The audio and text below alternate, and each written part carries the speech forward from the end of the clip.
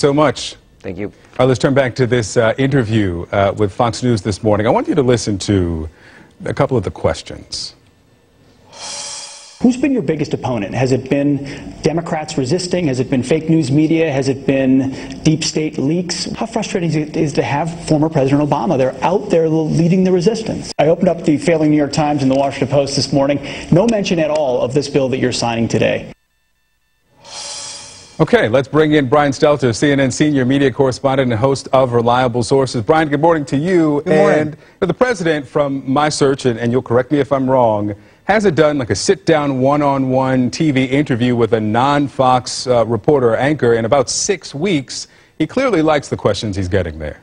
You're absolutely right. 6 weeks ago, NBC's Lester Holt had an interview with the president. Didn't go very well for the president. Since then, no interviews outside Fox News. And it's not just that he's only speaking with Fox. He's really only speaking with the friendliest possible interviewers at Fox, people that are supportive of his presidency who ask him softball questions. Nonetheless, as Ryan was just saying, there is some news out of this most recent interview. You know, the president for the first time confirming that he thought the House version of the health care bill was mean. Remember, that was leaked out by a GOP source, and the White House wouldn't confirm it. But now Trump, in his own words, is saying, yeah, I called the bill, I called it mean. And then there was this clip, another pretty soft question from the Fox interviewer. But take a look at Trump's answer, talking about Russia, talking about President Obama's alleged inaction about Russian hacking. Well, I just heard today for the first time that Obama knew about Russia a long time before the election, and he did nothing about it. But nobody wants to talk about that. The CIA gave him information on Russia a long time before they even, before the election. And I hardly see it. It's an amazing thing to me, In other words, the question is, if he had the information, why didn't he do something about it? He should have done something about it.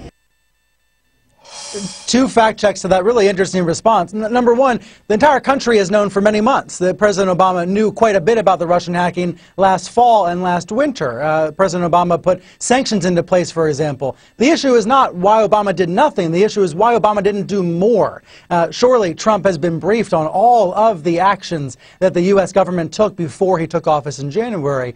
So it's interesting the president was saying in that clip, this is the first time today that I've ever heard that Obama knew about the hacking before the election.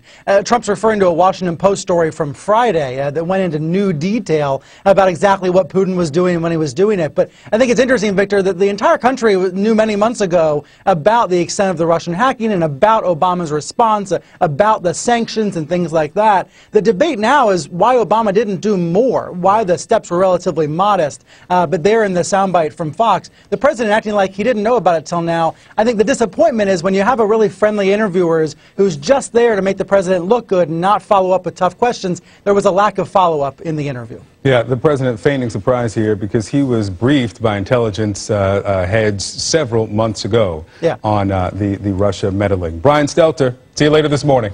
Thanks.